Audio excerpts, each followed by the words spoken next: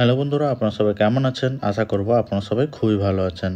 আমি অনেক দিন ভিডিও দিতে পারিনি, তার জন্য আমি খুবই দুঃখিত। আজকে আমি আপনাদের কুমড়োর ছক্কা রেসিপি করে দেখাবো। এই রেসিপিটা আপনি বাড়িতে খুব সহজেই বানিয়ে নিতে পারবেন। তার জন্য আমি এখানে 700 গ্রাম কুমড়ো নিয়েছি। কুমড়োগুলো আমরা একটু মোটা সাইজ করে কেটে নেব, যাতে এই কুমড়ো ঘেঁটে না যায়। কুমড়ো ঠিক এইরকম কাটা হয়ে গেলে আমি এখানে 3টে আলু নিয়েছি। আলুগুলো ঠিক কুমড়ো যেই সাইজের কেটেছি সেই সাইজে আমরা আলুগুলো কেটে নেব। আলুগুলো আমরা জলের মধ্যে ভিজিয়ে দেব, যাতে কালো না হয়ে যায়।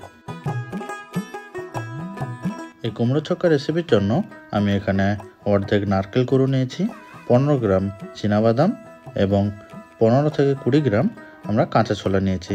কাঁচা ছোলা আমরা 2 ঘন্টা মতো জলে ভিজিয়ে রেখে দেব। এবার একটা কড়াইতে সর্ষের তেল দিয়ে কুমড়ো আমরা ভালো করে ভেজে নেব। যতক্ষণ না ব্রাউন কালার চলে আসে আমরা ঠিক ততক্ষণ কুমড়ো ভেজে নেব। কুমড়ো ভাজার সময় আপনারা পরিমাণ মতন লবণ দিয়ে দেবেন।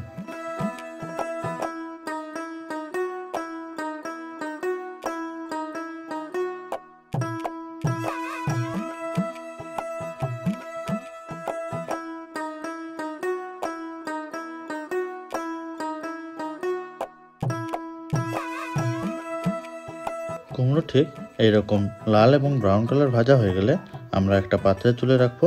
এবার ওই তেলের মধ্যে 2টো শুকনো লঙ্কা, একটা তেজপাতা এবং 1 চা চামচ 5 ফোড়ন দিয়ে দেব।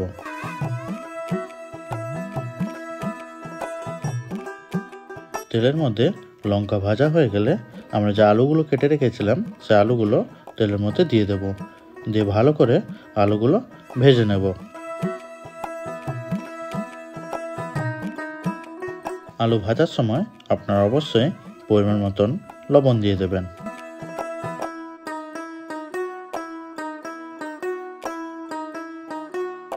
আলু যাতে সেদ্ধ হয়ে যায় তার জন্য আমি ঢাকা দিয়ে আলুগুলো ভেজে নিচ্ছি।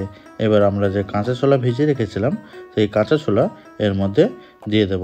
দিয়ে ভালো করে আলুর সঙ্গে নাড়িয়ে নেব। এবার এর মধ্যে 1 চা চামচ আদা পেস্ট, 1/2 চা চামচ হলুদ গুঁড়ো, 1/2 চা চামচ লঙ্কা গুঁড়ো এবং 1/2 চা চামচ জিরে গুঁড়ো দিয়ে দেব। এবার আমরা সব কিছু আলুর সঙ্গে মিশিয়ে নেব।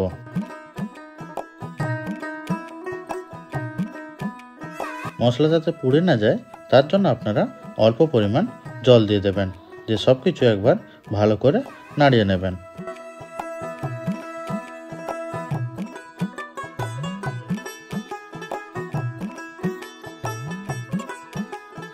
এবার এর মধ্যে আমরা যে চিনেবাদাম রেখেছিলাম আপনারা চিনেবাদাম দিয়ে দেবেন, অথবা নাও দিতে পারেন।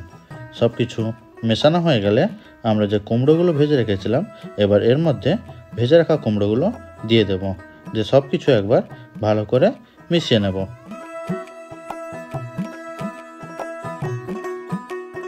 আপনারা এর মধ্যে 1 চা চামচ চিনি দিয়ে দেবেন, অথবা আপনারা যতটা পরিমাণ মিষ্টি খেতে চান সেই পরিমাণ চিনি দিতে পারেন।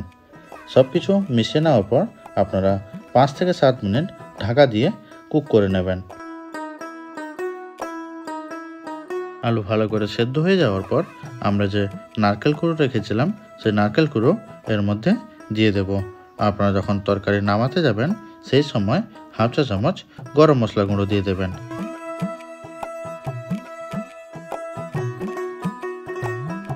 এবার কিন্তু আপনাদের পারফেক্টলি কুমড়োর ছক্কা তৈরি হয়ে গেছে। এই কুমড়োর ছক্কা আপনারা রুটি অথবা লুচির সঙ্গে খেয়ে দেখবেন। আপনারা বারবার এই তরকারিটি খেতে চাইবেন। আজকের মতন এখানে আমি ভিডিওটা শেষ করছি। আপনাদের যদি ভিডিওটা ভালো লেগে থাকে আপনারা অবশ্যই লাইক করবেন এবং আপনারা সবাই ভালো থাকবেন, সুস্থ থাকবেন।